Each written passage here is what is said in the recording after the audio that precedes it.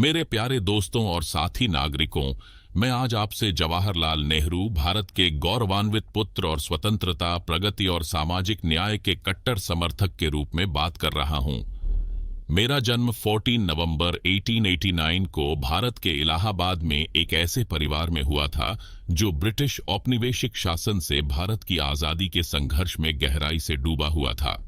मेरे पिता मोतीलाल नेहरू एक प्रमुख नेता थे और उनके प्रभाव में ही मैंने लोकतंत्र और धर्मनिरपेक्षता के मूल्यों को आत्मसात किया, जो मेरे जीवन के मार्गदर्शक सिद्धांत बन गए। भारत और विदेशों में कुछ बेहतरीन संस्थानों में शिक्षित होने के कारण मुझे दुनिया को आकार देने वाली विविध संस्कृतियों और विचारधाराओं को देखने का सौभाग्य मिला। महात्मा गांधी के आदर्शों से प्रेरित होकर मैं भारतीय राष्ट्रीय कांग्रेस में शामिल हो गया और स्वतंत्रता आंदोलन में सक्रिय रूप से भाग लिया। गांधी जी द्वारा प्रचारित अहिंसक प्रतिरोध की प्रतिध्वनि मुझ पर गहराई से पड़ी और मैं उनके सबसे प्रबल अनुयायियों में से एक बन गया। मेरे जीवन के बारे में एक कम झांक तथ्य शिक्षा के प्रति मेरा गहरा जुनून है। मेरा दृढ़ विश्वास था कि शिक्षा भारत की प्रगति की कुंजी है। स्वतंत्र भारत के पहले प्रधानमंत्री के रूप में मैंने शिक्षा की एक व्यापक प्रणाली की नींव रखी, जिसका लक्ष्य देश के प्रत्येक बच्चे के लिए गुणवत्तापूर्ण शिक्षा को सुलभ बनाना है। भारतीय प्रौद्योगिकी संस्थान (IIT) और भारतीय प्रबंधन संस्थान (IIM) की स्थापना वैज्ञानिक और तकनीकी रूप से उन्नत समाज के पोषण के मेरे दृष्टिकोण का प्रमाण है। 1947 में भारत को कड़ी मेहनत से आजादी मिली और मुझे देश का पहला प्रधानमंत्री बनने का अपार सम्मान मिला। चुनौतियां बहुत बड़ी थीं। सदियों के औपनिवेशिक शासन से आहत एक नव स्वतंत्र राष्ट्र को गरीबी, अशिक्षा और सांप्रदायिक संघर्ष का सामना करना पड़ा। मेरा पहला काम भारत को आर्थिक विकास और सामाजिक न्याय के रास्ते पर ले जाना था। मैंने भारत की आत्मनिर्भरता के लिए आधार तैयार करते हुए औद्योगिकरण और कृषि सुधारों की वकालत की।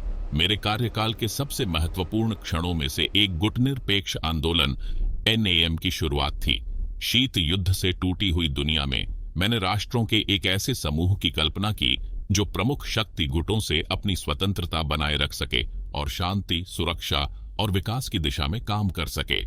NAM वैश्विक दक्षिण के लिए एक शक्तिशाली आवाज बन गया, जो उपनिवेशवाद को खत्म करने, निरस्त्रीकरण और मानवाधिकारों की वकालत कर रहा था। मेरी सरकार ने भूमि पुनर्वितरण, औद्योगिकरण और वैज्ञानिक अनुसंधान को बढ़ावा देने पर ध्यान केंद्रित करते हुए सामाजिक और आर्थिक सुधारों का एक साहसिक कार्यक्रम भी शुरू किया।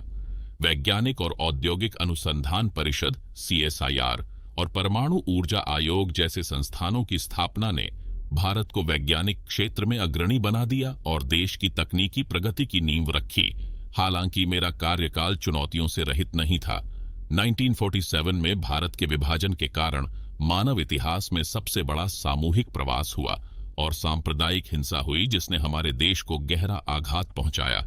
पाकिस्तान और बाद में चीन के साथ युद्धों ने हमारे संकल्प की परीक्षा ली, लेकिन हम शांति की खोज में अधिक मजबूत, अधिक एकजुट और दृढ़ बनकर उभरे। जैसे ही मैं अपने जीवन के कार्यों पर विचार करता हूं, मेरे नेतृत्व में भारत ने जो प्रगति की है, उसके लिए मैं गर्व की भावना से भर जाता हूं। मैं आधुनिक, धर्मनिरपेक्ष और लोकतांत्रिक भारत के विचार में दृढ़ता से विश्वास करता था और मैंने उस दृष्टिकोण को वास्तविकता बनाने के लिए अथक प्रयास किया।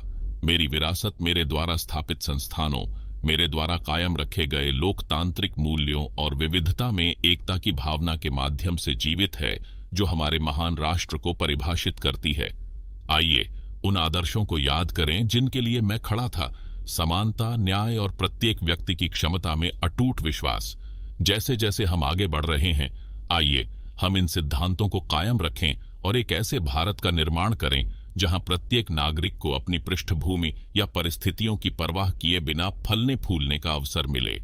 धन्यवाद और एकता और प्रगति की भावना हमारे देश को और भी अधिक ऊंचाइयों तक ले जाए।